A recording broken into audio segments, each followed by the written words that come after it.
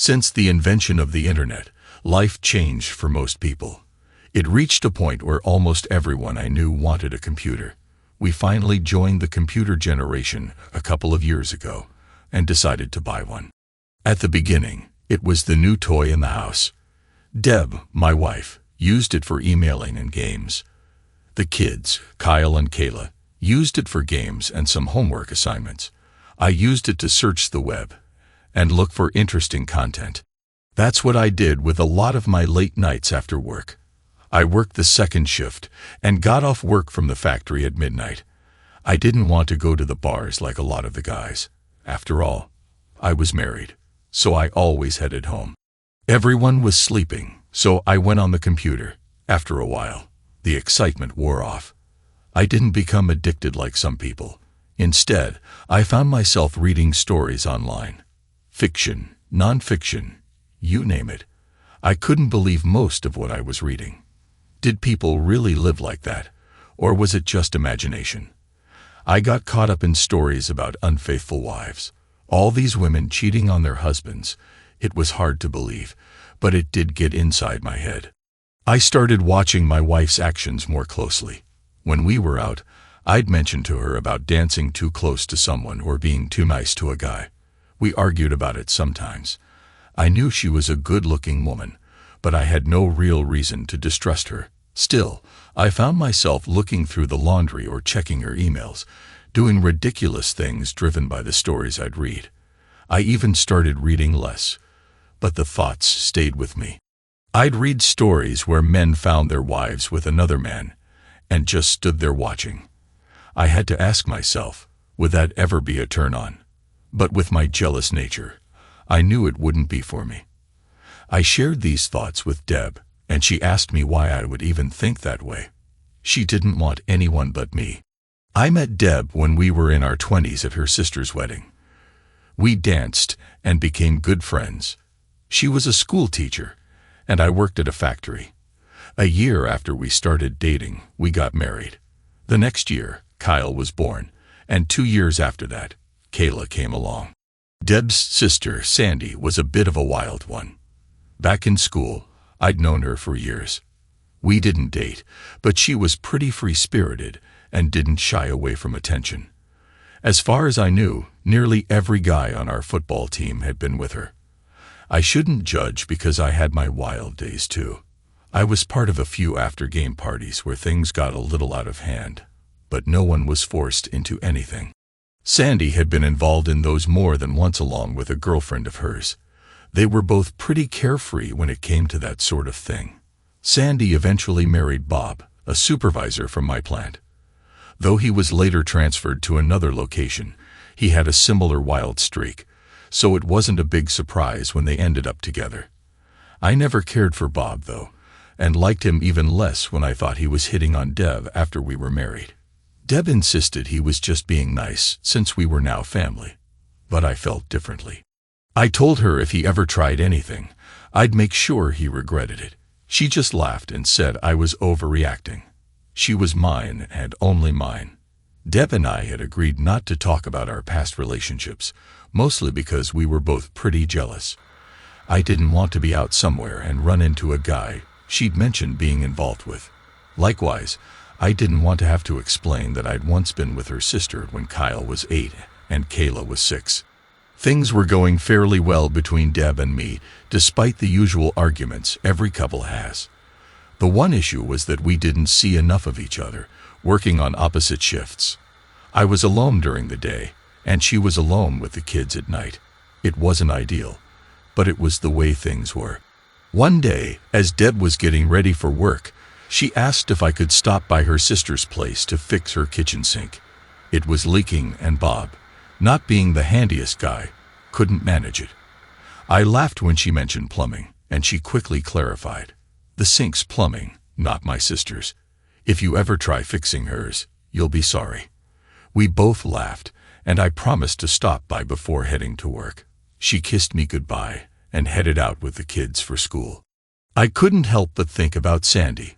From what Bob had told me, I suspected they were probably swingers.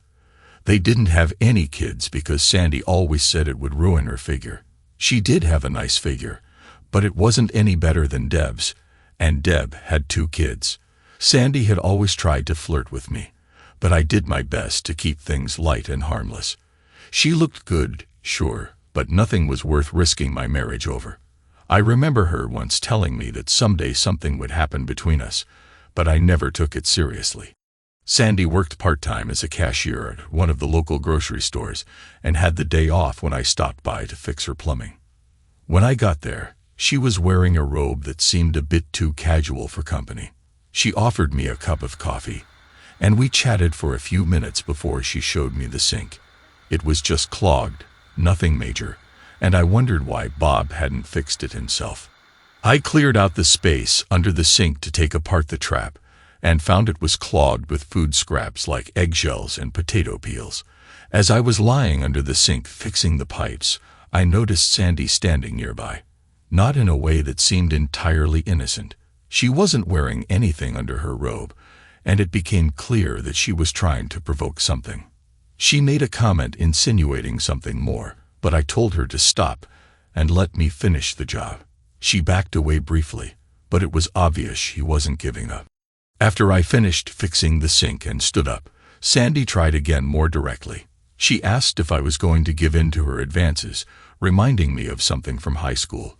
I cut her off, telling her I couldn't do it. I loved Deb, her sister, and wouldn't betray her. Sandy was persistent, even threatening to tell Deb that something had happened, whether it was true or not. I was in shock, trying to wrap my head around why she would want to hurt us like that. She just laughed, dismissing my concern, realizing the situation was only going to get worse if I stayed. I grabbed my tools and told Sandy I was done. I left quickly, my mind racing with the possibility that she might lie to Deb. When I got to work, I tried calling Deb, but she wasn't home yet, so I left a message. Deb, I love you. I need to tell you something about your sister when I get home tonight. I tried to focus on my job, but my mind kept drifting back to the whole situation. Later, I called home again, but there was still no answer. Growing more anxious, I called Deb's mom, who told me that Deb had gone out with Sandy and Bob, and that she was watching the kids. She assured me everything seemed fine, and that Deb had planned to pick up the kids later. It was the longest night of my life. I knew I had to tell Deb the truth about what had happened between me and Sandy back in high school, even though it was long before I had ever met Deb. I was certain she would understand, but I couldn't shake the feeling of dread. When my shift finally ended, I drove home only to find Deb's car in the driveway. I took a deep breath and went inside, prepared to face whatever was coming. What I walked into was far worse than I could have imagined. In the living room, my wife was sitting on the couch with Sandy beside her, holding her hand. Bob was standing, pulling up his pants, and Deb looked disoriented, like she'd had too much to drink. The whole scene made my blood boil. Sandy was smirking, and Bob had a smug grin on his face. Deb looked confused and scared. I lost it. I didn't feel anything but pure anger as I charged at Bob and started hitting him. I wasn't thinking straight. I just wanted to hurt him for what he'd done. There was screaming behind me. I couldn't tell if it was Deb or Sandy, but I didn't stop until I felt a sharp pain on the back of my head, and everything went dark. When I woke up, I was in the hospital. There was a police officer in the room with me. "You're awake," he said. "I'm Patrolman Jen Andrews. You're in the hospital because you have a concussion from being hit over the head. There was a fight at your house, and the police were called. You were going to be charged with assault, but the charges have been dropped. You're a very lucky man. You could have gone to prison for as much as 18 months. What about the assault on me?" I asked. "You said someone hit you over the head. According to witnesses, you came home and started a fight with your brother-in-law. In order to stop you, his wife hit you over the head with a vase. You were only hit once, and it was to break up the fight. You should thank them for dropping the charges. Where was my wife when you got there? When we arrived, your wife was unwell. Your sister-in-law said she had too much to drink. When you got mad at her and moved toward her, your brother-in-law intervened, And that's when the fight started. He was just trying to protect himself. Your wife told us she could hardly remember anything except you yelling at her. If the charges were dropped, why are you here? My supervisor called while you were still out and told me to wait for your statement. So what happened? I have nothing to say. I wasn't about to tell the world that I caught my wife with another man. I just laid there and said nothing. Okay then, have it your way. According to the doctor, you'll need to stay here until tomorrow. I suggest you think about what happened and be thankful no charges were filed. You're a very lucky man, Mr. Harper. The officer left, and I lay there with a terrible headache, unsure of what to do next. I knew I couldn't stay with a wife who had betrayed me, but I had to understand why she did it. I called my sister, Amy, to come pick me up the next morning. I didn't have a way to get home, and I certainly didn't want Deb picking me up. While waiting for Amy, the phone rang. It was Deb. Do you want me to come and pick you up? We need to talk now that we're even. Even? What the hell are you talking about? You slept with Bob, and now we're even. I have Annie coming to pick me up. I'm just going to grab some of my things, and I'll be leaving. What do you mean leaving? I just got even with you for what you did. Deb replied, I'm not discussing this over the phone. Amy and I will be by to pick up my things, and we'll talk then. I hung up and waited for Amy. She showed up a few minutes later, and we headed to my house. I asked Amy to wait in the car. She liked Deb, and I didn't want her caught in the middle. I knocked on the door, and Deb opened it. I asked, where are the kids? She said, they're still at her mom's. I spoke first. Did you get my phone message? Yes, she said, and Sandy told me how you forced yourself on her. How could you do that? Her voice was trembling. I didn't know such a thing. That's why I left the message. I went to Sandy's to fix her plumbing. She made advances, but I said no. She kept pushing and finally threatened to tell you that something happened between us, even though it didn't. I don't believe you. You're lying. Why would my sister lie to me? Deb was crying now. She's jealous of our marriage. She wanted to see if she could break us up, and it looks like she succeeded. Why do you think she sat by while Bob got involved? They're swingers, Deb. They wanted to bring you into their world, and it worked. You let Bob sleep with you, and now our marriage is over. No, it's not true. I did it to get even with you.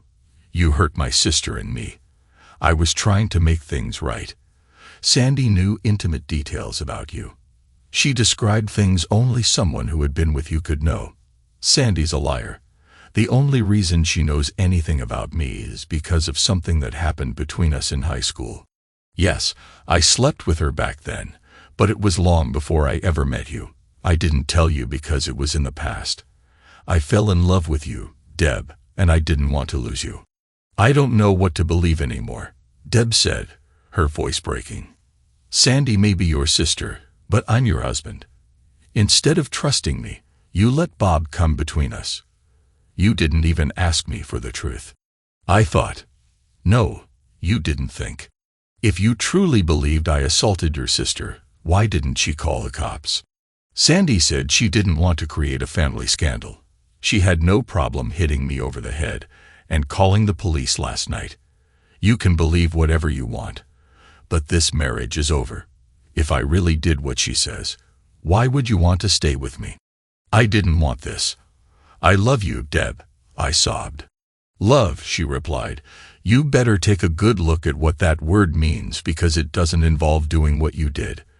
I'm going to grab a few of my things and be gone. I'll come back for the rest when you're not home. I'll see a lawyer on Monday and get the divorce started. Ray, wait. This isn't how it was supposed to happen, Sandy said. She forgave you, and you'd forgive me. I was just trying to get even with you. No, Deb, you were just getting involved with Bob and your sister's lies. I went and grabbed a suitcase, packing a few personal things into it. What am I supposed to tell the kids? Tell them whatever you want. Tell them I hurt your sister and that you betrayed me. I don't care.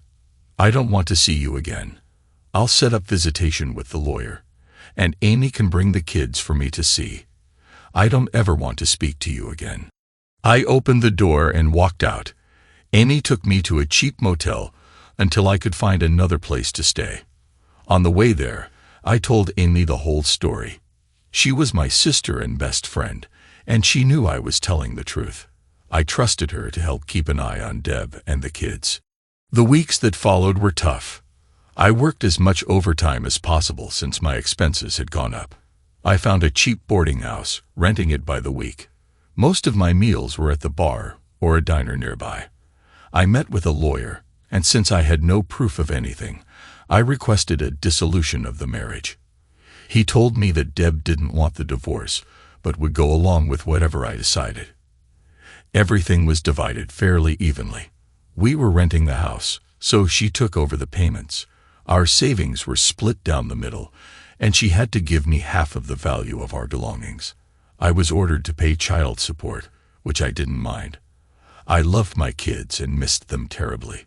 The hardest part was that I also missed Deb, but I knew we were over.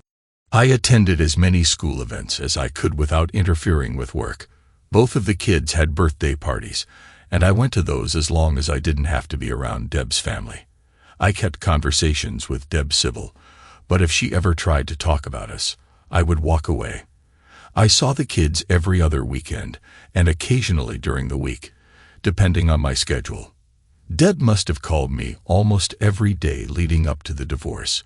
If it was about the kids or the household, I'd listen, but the moment she tried to talk about us, I'd hang up. One day, I stopped by Annie for dinner and played with the kids. Amy told me Sandy was still sticking by her story. Deb was torn between what Sandy said and what I had told her. I explained to Amy that I had no proof, and neither did Sandy. It was just my word against hers, and Deb chose to believe her sister. That hurt more than anything. One afternoon, while I was at my apartment, the phone rang. It was the school. Kyle wasn't feeling well, and they asked if I could pick him up. Of course, I agreed. When I got there, he had a cold and was coughing. I called Deb to let her know I had picked him up. She said she'd come home as soon as she could. I took Kyle home, put him to bed, and checked his temperature. He had a slight fever, but nothing too bad. An hour later, Deb came home with Kayla. She went straight in to check on Kyle. While she was doing that, the phone rang, and I answered it out of habit. It was Sandy. "What are you doing there?" she asked. "Well, if it isn't the one who started all this. Kyle is sick, and I brought him home. Don't worry, you've already broken up this marriage." I reached down and pressed the record button on the answering machine, which recorded both sides of the conversation. "Is he okay? Why do you care? You're the reason his parents split up. Why would you worry about him? Listen, things got out of hand. You knew Bob was interested in Deb. If you had just listened to me, none of this would have happened. But no, you came home and started fighting. You accused me of lying, and now everything is ruined. But here's the thing, you can't prove anything. I told you from the start that Deb would believe me over you. Now you know." I stayed quiet for a moment before responding. "You caused all of this, and Deb chose to believe you. But the truth is, I'll never forgive you for what you've done to my family." She hung up, and I turned off the recorder. When Deb came out, she asked, "Who called?" "Your wonderful sister, the one you never believed would lie to you." "What did she want?" "She said you should call her back." I looked at Deb and added, "I guess I'll see you in court on Thursday. Don't forget to listen to that message." I walked out to my truck, and a few minutes later, my phone started ringing nonstop. Deb must have called me 10 times before I got home. When I finally answered, she was crying on the other end. "Ray, I'm so sorry. Please forgive me. I just talked to Sandy, and she admitted that she lied about everything." "Well, it's good to hear the truth finally, but it doesn't change anything. You didn't trust me when it mattered. You let someone else ruin what we had, and now it's too late. I love you and probably always will, but I also hate you for what you did to our family and the lack of trust you had in me." On Thursday, I took the next 2 days off work.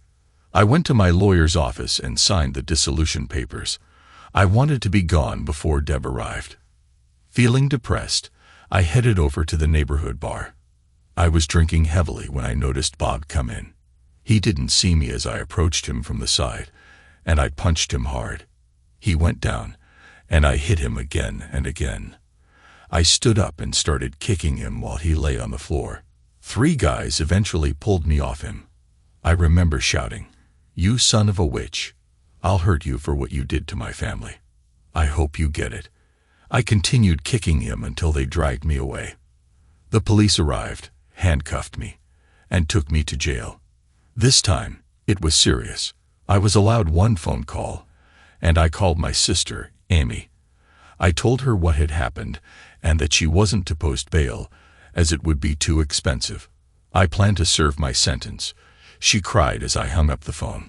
Debbie came to the jail to see me, but I refused to see her. It was nearly 2 months before my case went to court. I was charged with assault and pleaded guilty. I received a 2-year sentence minus time served. I told Amy to pack up my belongings and store them in her basement.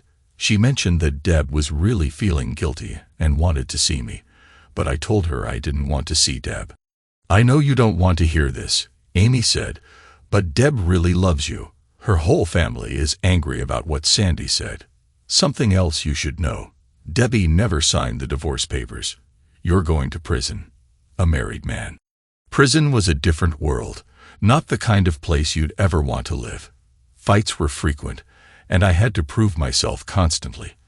I wasn't anyone's target, but I still found myself in the infirmary twice during my first 2 months due to cuts from the fights. Over time, things calmed down as people left me alone. My cellmate was a lifer named Killer. He had gone home one day, found his wife with another man, and in a fit of rage, attacked them both. According to the papers, he had stabbed them upwards of 80 times. Killer was tough to get to know. He even killed another inmate the year before during a fight. I tried to keep to myself, but trouble always found me. After a while, though, even Killer started talking to me. One visiting day, I went to see who had come to visit. I thought it would be Amy or my dad, but it was Deb. "What are you doing here?" I asked. She looked so nice, so put together. For a moment, I wished I could hug her, but I played it cold. "I love you," I said. "I made a lot of mistakes. I brought some pictures from the kids. They miss you, and so do I." Tears streamed down her face. "Look, I have a new life now. Just take care of my kids and tell them I love them." She handed me the photos, their latest school pictures, and they looked so cute. "I didn't sign the divorce papers. I'll wait for you no matter how long it takes. I know I made a terrible mistake, but I believe we can get past it if you still love me." I didn't know what to say. Of course, I still loved her, but I hated what she had done and how she hadn't believed me. Without another word, I stood up and walked back to my cell, leaving her behind at the window without looking back. I worked in the prison kitchen and overheard some inmates talking about a plan to go after Killer. Apparently, it was revenge for him killing one of their friends. They planned to corner him in the lunchroom the next evening. I didn't want to be part of any groups, but I couldn't let this man die. I decided to tell Killer. When I told him, he wasn't sure whether to believe me. "You can believe what you want," I said. "I didn't tell the guards, and I'm taking a big chance telling you." Killer stared into my eyes for a long moment. "You can tell a lot about a man by looking into his eyes," he said before warning me to stay away from him. The next day, he had his own plan. I couldn't believe what he did. He put 2 thin hardcover books under his shirt, protecting his kidneys. 3 of his group sat behind him at another table, keeping watch. When the attacker came up and tried to stab him, the knife hit the books instead. The shiv was too dull to go through the books, and Killer's friends grabbed the guy and started beating him until the guards intervened. The attacker was sent to solitary, and Killer sat back down calmly, finishing his meal as if nothing had happened. After that, Killer and I talked more regularly inside our cell. He was a different person, much more open. But outside, He remained the hard-nosed leader of his group. He asked me about Deb and the kids. He told me he had 3 grown-up kids of his own. But of course, they never came to see him since he killed their mother. His youngest daughter, Angie, was the only one on his side. She knew that her mother had caused the family's problems, and she wrote to him regularly, but he told her not to visit. He didn't want to risk her being exposed to the prison environment. I could tell he truly loved his daughter, as he smiled when he mentioned that she had become a lawyer. I opened up to him about my own miserable situation, explaining how Sandy had set me up and caused trouble between me and Deb. "Do you still love her?" Killer asked. "Yes, I think so, but at the same time, I hate what she did to our family," I replied. "And does she still love you?" he asked. "She says she does, but I can't forgive her." "Why not?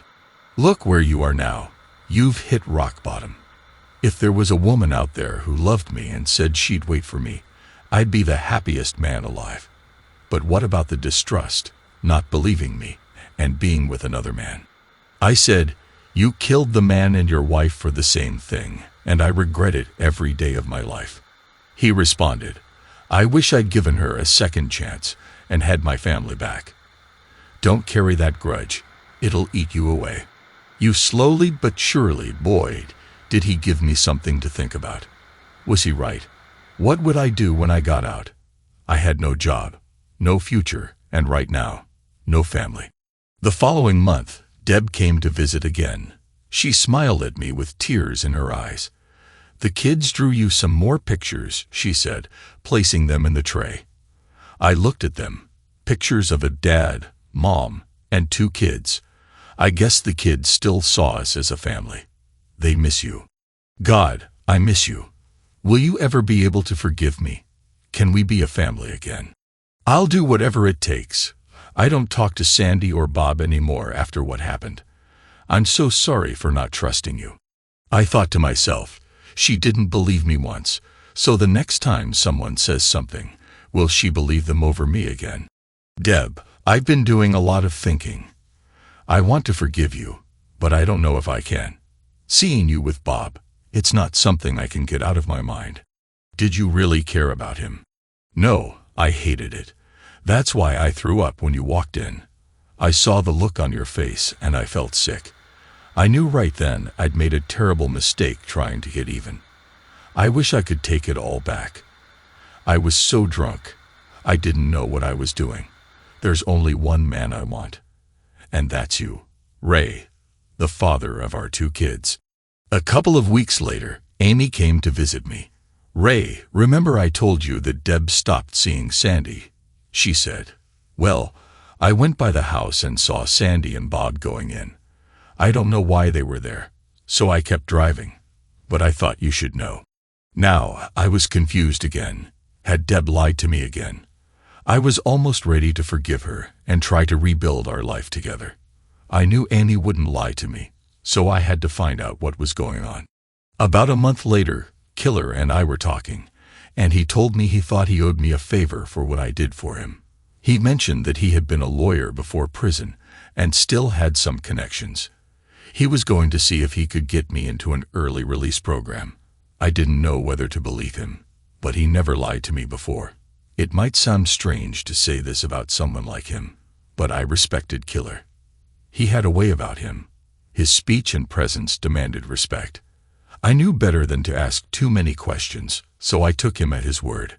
A few weeks later, I was called to the warden's office where a parole board meeting was taking place. The warden spoke first.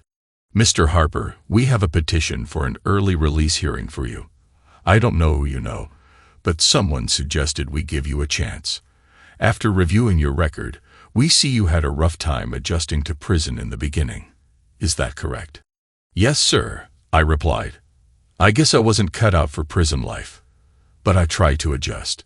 If you were released early, where would you live? And how would you support yourself?" I had to think quickly, knowing this was a crucial question. "Well, sir, my sister is my best friend, and she and her husband said I could live with them until I get back on my feet." "Are you married, Mr. Harper?" Yes, sir, but we were in the process of a divorce when I was sentenced. Right now, I'm not sure where we stand on that. We appreciate your honesty. We knew you were separated and wanted to see if you'd be truthful with us. As far as work goes, does your former employer have a job for you? Yes, sir. My boss said I was a good worker and to come see him when I get out. What are the chances of you returning to prison? It doesn't look good. When someone we release early ends up back inside. I promise, sir, I never want to see these prison walls again. Go back to your cell, Mr. Harper. We'll get back to you by the end of the month. Yes, sir, and thank you for considering me for early release. When I got back to my cell, Killer asked, "How did it go?" I told him everything and asked if he had anything to do with it. You never know, he said. But if you get released early, I'll expect a carton of cigarettes a week in my account, he laughed. A few days later, Deb was back and said that someone from the parole board had been by the house. Are you getting an early release? She asked. What did they want? What did they say? They asked how we got along and if I could live there. I said, feeling nervous, I told them we were separated, but I'd welcome you back. She replied a bit anxious. I changed the subject. You told me you stopped seeing Sandy. Have you been seeing her? She's my sister, Deb said. I don't see her often, though. I cut her off. And Bob, too. Have you seen him lately? I asked, watching her reaction. She looked uncomfortable. Why are you asking me these questions? You can't be trusted. You told me you wouldn't see Sandy, but she and Bob were at the house. Did something happen between you and Bob again?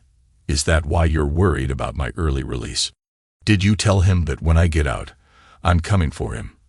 And if you're involved with him again, I'll deal with you too. Deb jumped up and ran out of the visitor's room. At that moment, I was sure my suspicions were true. I was about to walk back into the same situation that had landed me here in the first place. I didn't intend to hurt anyone. I just wanted to put a scare into them. I called my sister, Amy, and she came down to see me. I told her about the conversation with Deb. She felt sorry for me and confirmed that the parole board had been by her place. She told them I could stay as long as I needed, and her husband, Kenny, said I was welcome there too. Do you know if they called Mr. Parker about my job? I asked. Yes, they did, she said. And he said you could have your old job back. You were one of their best workers. God, Amy, you've really got my hopes up. I just hope I don't get turned down. You won't, they said. Since you have a place to stay and a job lined up, you'll probably be released at the start of the month. She started crying. Amy was right. I got called up and told I was being released the following week. I was given the name of an attorney who would handle my case and was told to report to their office first thing after my release. I didn't understand why I'd see an attorney instead of a parole officer, but I was told the firm had organized my release. They would help me with my paperwork and explain my parole situation. I thanked Killer, and he reminded me about the cigarettes. I promised you they'd be there. To be honest, I don't know if he had anything to do with my early release, but it was worth a carton of cigarettes just to be free. As I walked out of the front gate, Amy was crying. I gave her a hug and a light kiss on the cheek. Welcome back, bro, she said. Amy and her husband greeted me warmly. I knew I was truly welcome there. Of course, I asked about Deb. Amy told me that after I spoke to her at the prison, Deb contacted a lawyer and signed the final divorce papers. I guess my suspicions about Deb were right, but now I was a free man. I knew I had to go see Deb to arrange visitation with my kids. I called first to make sure she was home. I didn't want any surprises that could land me back in prison. I explained that I wasn't coming over to cause trouble. We could even talk on the front porch. I just wanted to make arrangements to see my kids regularly. She agreed but warned she'd call the police if I started any trouble. When I arrived at the house, my kids ran up to me, shouting, "Daddy, Dad, Daddy, you're back." I hugged them tightly. God, how I missed them. I talked to them for a few minutes and told them to ride their bikes while Mommy and I sat on the porch. "What do you want?" Ray, Dev asked. You've made it perfectly clear we'll never be a family again. We're moving on with our lives, she said. Devi, they're my kids too, and I want to be part of their lives. I was ready to forgive you, but you lied to me again. You just had to go back to Bob and Sandy. I know what kind of people they are, the crowd they hang with. You were in prison, and I got lonely. Don't give me that. I know you've been with other people. I don't care anymore. You can do whatever you want with Bob, but if I find out my kids are exposed to any unhealthy situations, I will do everything in my power to take them from you. Do you understand me? This isn't an empty threat. My kids mean everything to me, and I want them to have a good life. Rai, I would never do anything to hurt our kids. You already have. You broke up our family because of Bob. I'll be keeping an eye on things to make sure my kids are kept away from that crowd. I'm meeting with my lawyer tomorrow to find out what my rights are. I don't trust you anymore, and I don't believe you. You've shown me your true colors. I'm over you, but we have 2 kids to raise, and I'm going to make sure they're raised in a good environment. I promise you, Rai, I won't get involved in that lifestyle again. Yes, I tried it. I'll admit it, but it's not for me or my kids. You'll see I'm a changed woman. Devi said, I don't trust you, and reminded me, actions speak louder than words. I replied, my kids came up, and we talked about school and everything they'd been doing. I told them I was living with Aunt Amy, but would be finding a place closer and that I'd be spending more time with them. After kissing and hugging them goodbye, I headed back to Amy's. The next morning, I went to the law firm that had represented me. It felt a little strange going there since I hadn't even talked to the lawyer who helped get me released early. I walked up to the receptionist and pulled out the card I had been given by the parole board. May I speak to Mr. A.J. Brady, please? I have an appointment. I'm Ray Harper. The receptionist smiled. Miss Brady will see you shortly. Please take a seat, Mr. Harper. I paused. Did she say Miss Brady? The card said A.J. Brady, so I assumed it was a man. While I sat there, wondering, a beautiful woman in a navy blue dress suit approached. She smiled, revealing dimples, and her dark shoulder-length hair framed her face perfectly. I couldn't help but stare as she extended her hand. Ray Harper, I presume, she said, offering a handshake. I'm A.J. Brady. I know we haven't met, but I was asked to review your case. You didn't have a fair defense, and we'll discuss the rest shortly. Would you please follow me to my office? Mary, I don't want to be disturbed. Please take messages on any calls I get and tell them I'll get back to them, Miss Brady said to the receptionist. As we walked away, I followed her into her office. Honestly, I would have followed her just about anywhere. At that moment, she was strikingly attractive. Well, Mr. Harper, we finally meet, she said as we sat down. Please call me Angie if you don't mind. I owe you my life, and I have no idea why you did it. A good friend of mine asked me to look into your case. Your previous lawyer let you plead guilty without helping you. There were many mitigating circumstances he never mentioned, like the fact that you had just signed your divorce papers, and the man who played a role in your divorce showed up where you were. You weren't in the best state of mind. These factors could have reduced your sentence. Yes, you were involved in the incident, but your sentence was too harsh. I pointed this out to the parole board, and they somewhat agreed with me. Why, Miss Brady? Why me? Who asked you to help me? And can I call you something else besides Miss Brady? After all, you saved my life. I was asked to help, and I did. Is it really important for you to know who hired me? As for my name, you can call me AJ. I made friends with someone in prison. I said they called him Killer. He told me he would help get me an early release. He also mentioned that he had a daughter he loved named Angie, who was a lawyer. I couldn't help wondering, was he talking about you? Her eyes softened.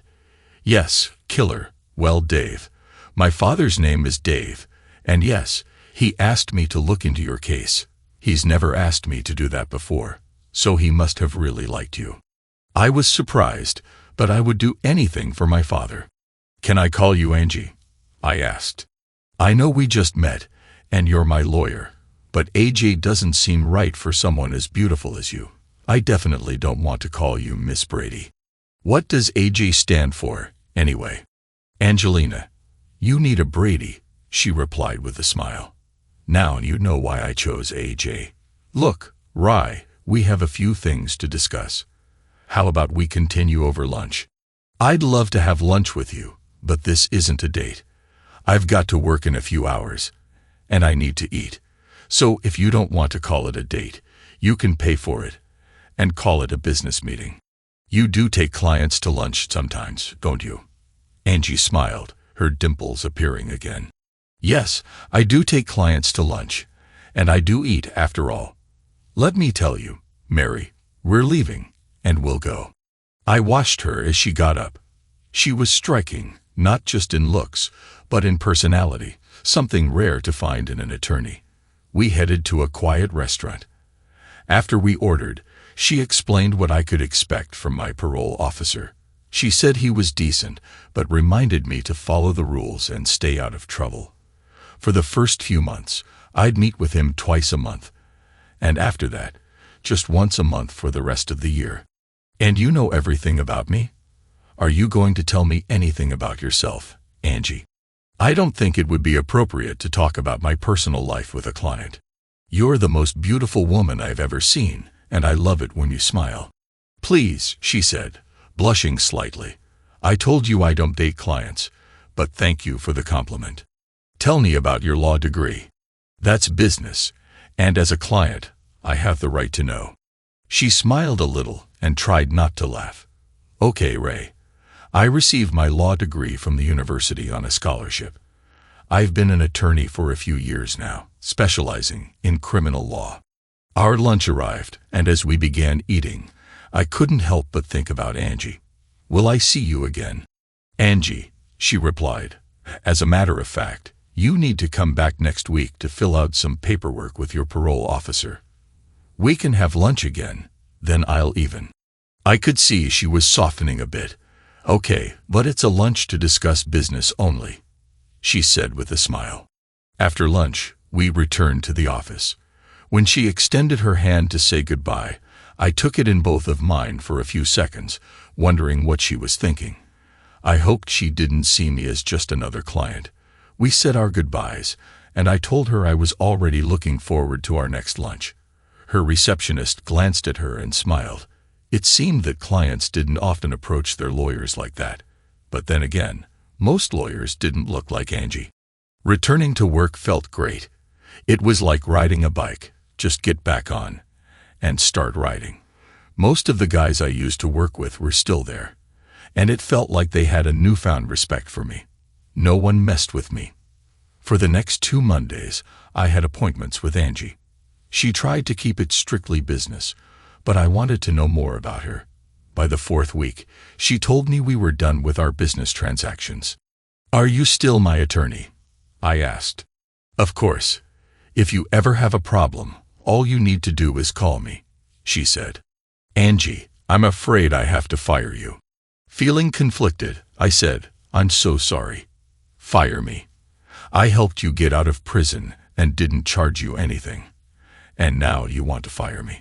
"Yes," she said. "You said you wouldn't date clients, but I want a real date. I want to take you out for a proper dinner and maybe dancing. I'd like to really get to know you. I know I'm an ex-con and a factory worker, but I think you feel the same way because the last 3 weeks I could have phoned in the information you needed. I think you want to see me too. I'm sorry, I'm slightly attracted to you, but it's the ex-con and factory worker thing, isn't it? You don't think we should be together?" "No, that's not it at all. You're my client, and I'm your attorney. What will people think?" "Who cares? Just go out with me once. If you don't have a good time, you'll know not to go again. Follow your heart and go out with me on Saturday night. Look, I know I'm freshly out of prison, and I don't know where this is going, but I'm willing to give it a chance. Oh God, I know I shouldn't do this, but I'll go once. I'm telling you right now, don't try to push for anything more," Angie replied, a bit flustered. We went out that Saturday. I borrowed my sister's car. I didn't want to take Angie out in my old truck. She had given me her address, which turned out to be a townhouse. When she answered the door, I was struck by how stunning she looked. We went to a fancy restaurant, ordered wine, and then had dinner afterward. While listening to the music, I asked her about herself. "Angie, tell me about yourself. Where did you grow up? You must have been married since your last name is different from your dad's. You know my life is like a book, ready. My parents didn't get along well. Dad's been in prison for 14 years now.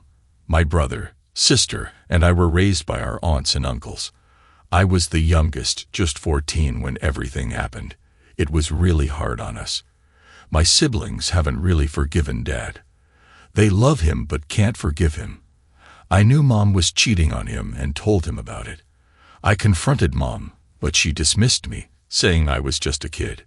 2 weeks later, Dad caught her with another man. I partly blame myself for what happened.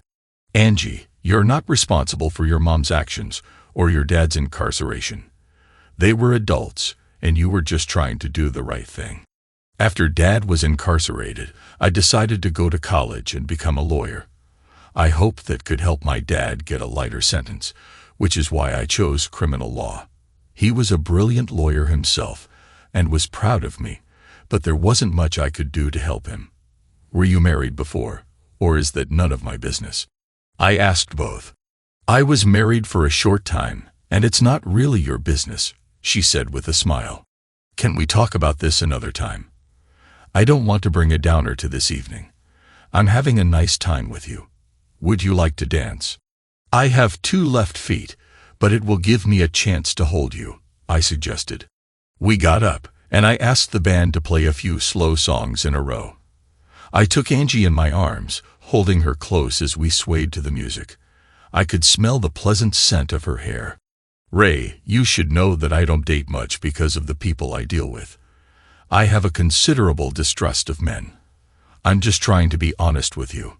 If my dad hadn't sent you to me, I probably wouldn't be here tonight. I'm going to send your dad an extra carton of cigarettes. Angie, you're the nicest thing that's ever come my way. I'll do whatever it takes to earn your trust. If I overstep my bounds, just tell me, and I'll pull back. When I took her home that night, I kissed her at the door. Afterwards, she just stared at me. Then she leaned in and kissed me again. Can I come in? No, Rai, it's too soon. Not tonight. Will you see me again? Say next Saturday. That might be a possibility. Call me around Thursday. I went home feeling very happy. We did go out the following Saturday and the Saturday after that. She began to share more about herself. I want you to know more about me. If we're going to keep seeing each other, I'm not going to hide anything from you. As I mentioned, I was married before. It was during my first year of college. We thought we loved each other and got married quickly. After I became pregnant, unfortunately, the marriage didn't work out. We were too young. I had a miscarriage, and we both realized we had made a mistake. We got divorced. I kept the last name Brady because my dad suggested it would distance me from my maiden name, Miller. I felt relieved that she was opening up to me. I told her that my kids wanted to meet her. My daughter kept asking to meet her. Angie, would you like to meet my sister? My 2 kids, we're having a family barbecue, and you're invited. It will be a week from Saturday. I knew this was a significant step for us. Angie was looking everywhere, but at me. I could tell she was considering how important this was.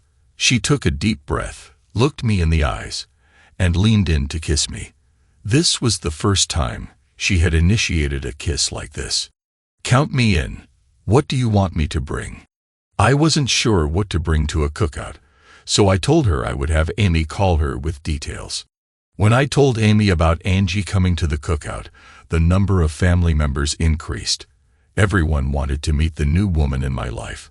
My parents, cousins, aunts, and uncles were all coming. Angie said she would make potato salad. Amy mentioned how sweet Angie sounded on the phone, and I could tell she hoped something might develop between us. I visited Deb's house every other weekend to pick up my kids. I took them over to Amy's, or we went out somewhere. It was enjoyable being with them. I questioned them about their mother, but tried to do so gently. Deb told me that her new boyfriend was a school teacher named Pat who taught health and was a soccer coach. Initially, it bothered me, but Kayla mentioned that Pat's wife had passed away from leukemia 2 years ago, and he had moved here to start over. He had a 15-year-old daughter who got along well with Kyle and Kayla. I want to tell you, Deb, that your lying and cheating ruined our relationship. If you care for this man, treat him right and be honest with him. Don't mess it up like you did with us. Pat likes our kids and treats them well. He knows about me and understands that I'm their father. I hope it works out for you. I'm sorry for all the hurt I caused, Deb responded. You're a good man, Ray. I know you'll find the right woman. I'm just sorry for all the pain I caused. I said my goodbyes and drove home. I found a small apartment about a mile from where Deb and the kids live, with 2 bedrooms so they would have a place to stay when they were with me. I still visited Amy a couple of times a week, usually for meals but also to catch up. On the day of the barbecue, I was a bundle of nerves, waiting in the street for Angie to arrive. I felt a wave of relief when her car pulled up. She smiled at me and handed me a bowl of potato salad. You better eat some, she said with a smile. She looked beautiful. I didn't think she could look anything but stunning in my eyes. I felt so happy around her and knew I was falling in love with her, even though we hadn't done more than kiss. Some things you just know. I introduced Angie to everyone as a good friend of mine. When I introduced her to my mom and dad, she smiled and gave them a hug. My dad said right in front of her, "Don't let this one go, Ray. We already love her, and we don't even know her yet."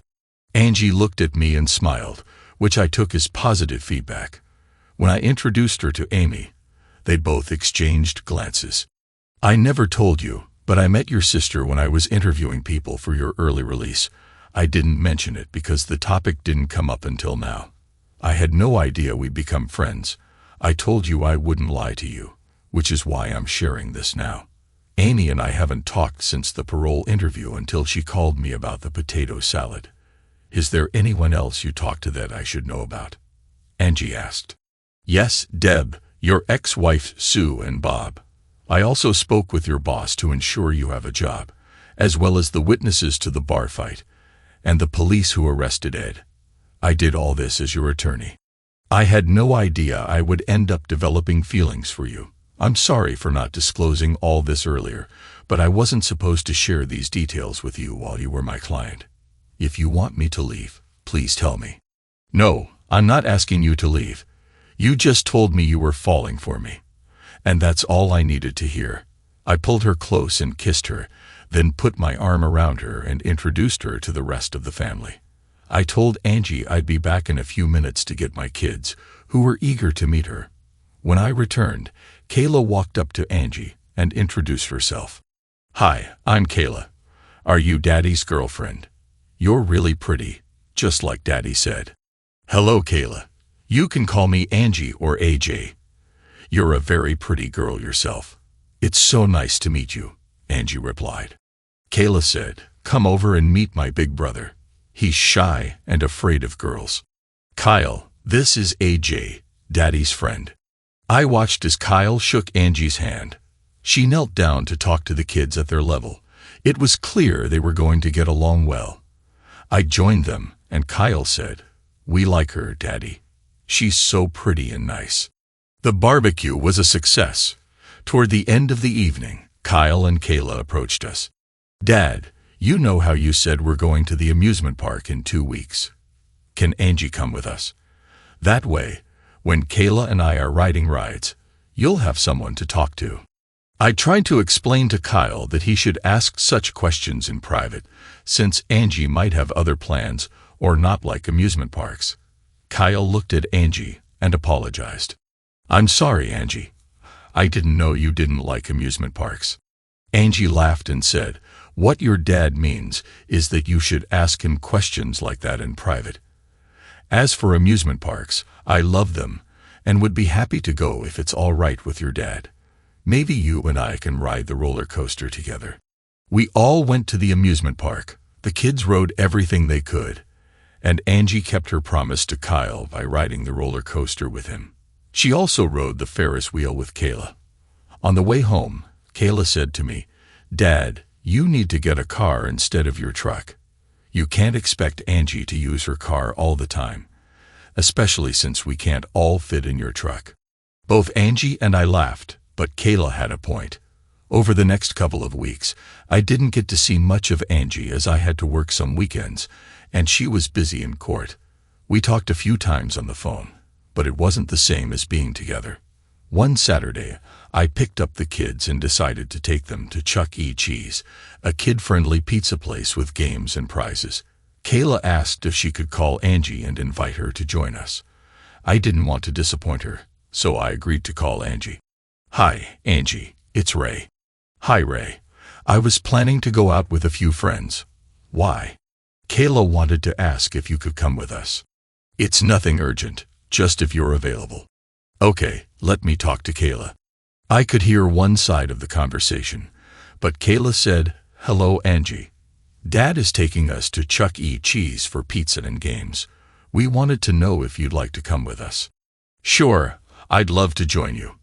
I miss you too. See you soon," Angie replied. After we returned from Chuck E. Cheese, where the kids won several stuffed animals thanks to Angie's game skills, I dropped them off at their mom's house. Angie told me it was time for us to get to know each other on a deeper level. We went to my apartment and sat on the couch. "Angie, you do know that I love you, don't you? I wouldn't be here right now if I felt otherwise. I want you to be gentle and caring with me. It's been a long time since I trusted any man. I don't want to be used. I want to feel loved." We began on the couch and gradually moved to the bedroom, where we explored each other's desires fully, from massages to playful moments with whipped cream.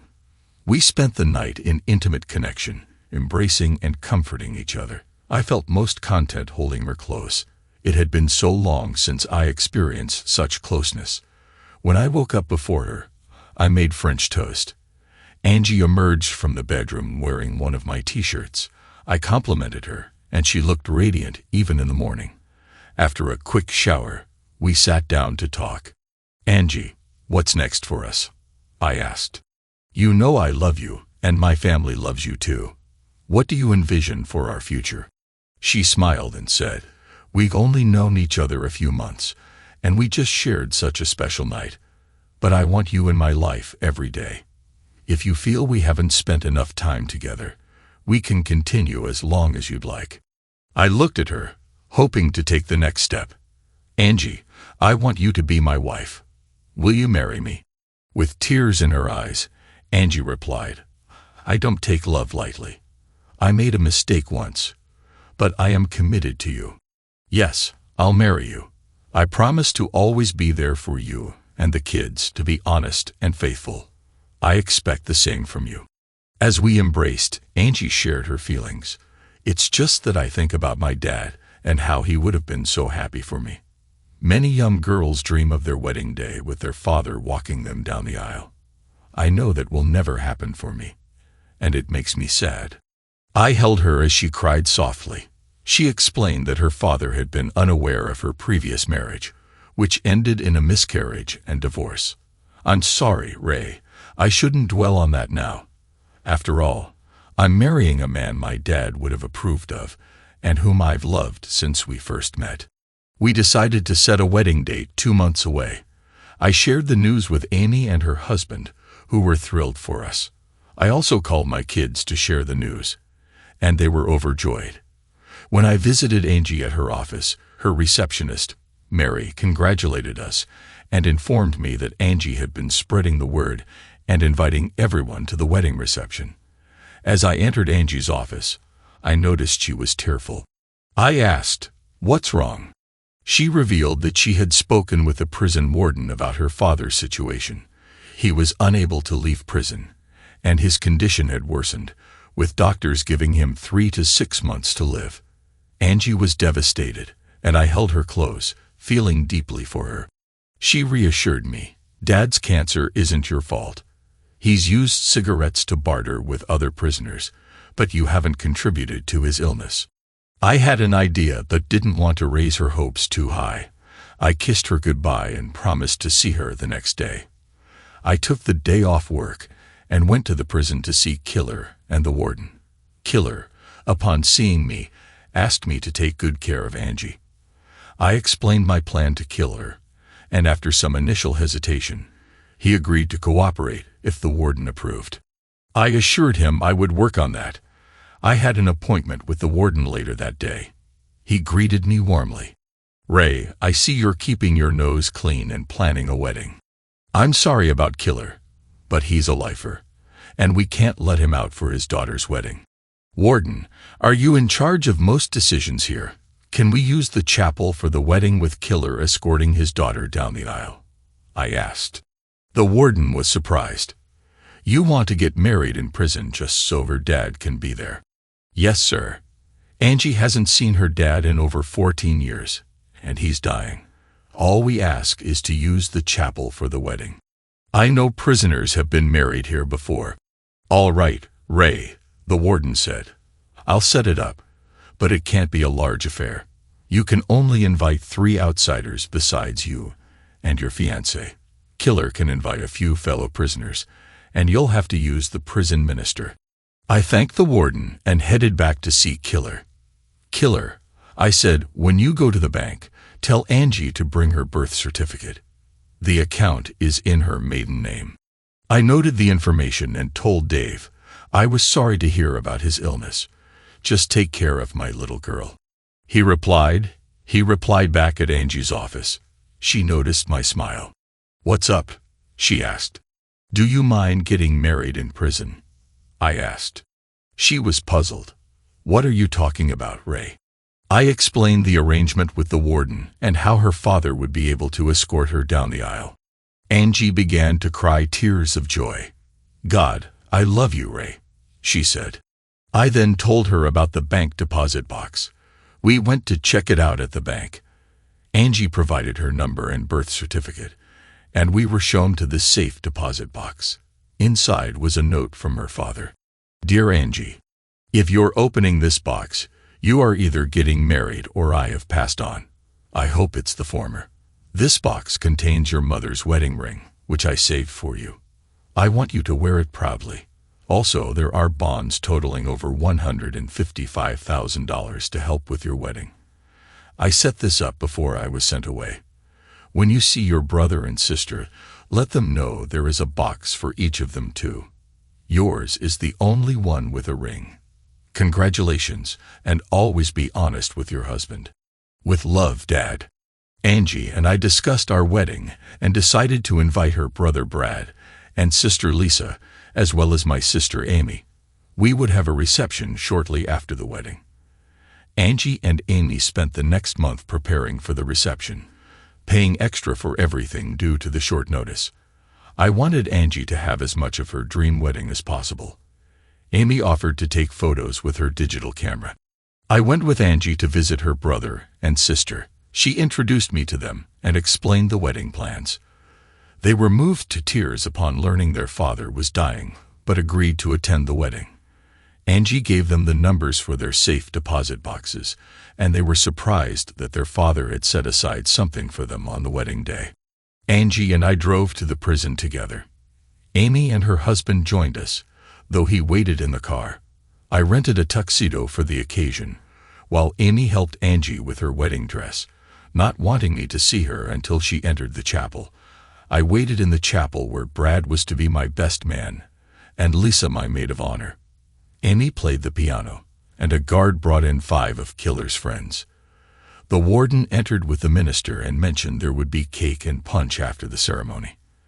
After the ceremony, the music began playing "Here Comes the Bride," and everyone stood as Angie came through the door, escorted by her father, both with tears streaming down their faces. Angie had gotten her wish of being escorted by her father down the aisle on her wedding day. When we arrived in front of the chapel, everyone sat down except for our small wedding party. A guard closed the door, and the minister began. Who gives this woman to this man?" "I do, sir," Dave replied proudly, then took his seat. The minister continued, "Angie Angelina W. Miller, do you take Raymond Michael Harper to be your husband?" He then asked me the same question. We both affirmed our commitment to love and honor each other from this day forward. We were determined to make our marriage work despite our rocky pasts. After exchanging vows, I kissed Angie, and she turned to kiss and hug her father. We moved to an adjoining room for a few minutes to enjoy some cake and punch provided by the warden. Brad and Lisa approached their father for the first time in nearly 15 years. There were many tears, both of joy and remorse, as they expressed their enduring love for him. Amy took photos throughout the brief ceremony, capturing the emotional moments and the little bit of laughter that was shared. She then went to a 24-hour photo center to have the pictures developed and enlarged. After saying our goodbyes to Dave and the warden, we left the prison to head to our reception. At the reception, everyone we invited attended. Kyle and Kayla were the first to greet us, jumping up and down with excitement. Inside the hall, we were welcomed with shouts of joy. My parents were there with tears in their eyes, and many of Angie's friends were there to greet us. Mary, one of Angie's friends, came over to give us a hug. About half an hour later, Amy arrived with the photos she had taken. She had a couple of enlarged prints on display. Brad and Lisa had returned home to bring their families. Brad was with his wife and 2 kids, and Lisa with her husband and 3 kids. They showed their children a photo of Dave, explaining who he was. Angie had made 4 sets of photos, 1 each for Brad and Lisa, 1 for Angie and me, and 1 for Amy. Angie looked stunning in her wedding dress. She was so beautiful that she seemed like an angel sent to me. We danced, ate, and danced some more. Throughout the evening, with the clinking of glasses, we shared many intimate moments. My colleagues commented on how lucky I was, and I knew it was true. I had won the brass ring and intended to hold on to it forever. Debbie and Pat did not attend the wedding. This was Angie's special day, and I wanted nothing to spoil it. Watching Angie with her father, seeing her siblings reconnect, and witnessing the family coming back together made it a day I would never forget. It's been 6 months since our wedding. Debbie and Pat married last month, and I was pleased to see Debbie making an effort to build a new life. My kids told me that Pat treats them well. Aunt Sue and Uncle Bob have moved to another state, and I've managed to transfer to a shift that allows me to spend more time with my kids and be home with Angie every evening. Angie is pregnant with our child, and we learned that Dave Killer passed away 3 months after our wedding. His children visited him each month until this passing. It was sad, but we had the chance to tell him about Angie's pregnancy and that we were naming the baby David Raymond. It brought a smile to Dave's face. As I reflect on everything that has happened, my past struggles, meeting the woman of my dreams, and starting a family with her, I am grateful for the chance at happiness. There isn't a day that goes by when I don't thank God for what I have. I thank Him for giving Angie and me another chance at happiness. Thanks to everyone who took the time to listen to today's stories. If you enjoyed it, please consider liking and subscribing if you haven't already. Feel free to share your thoughts on the events in the comments below. Take care.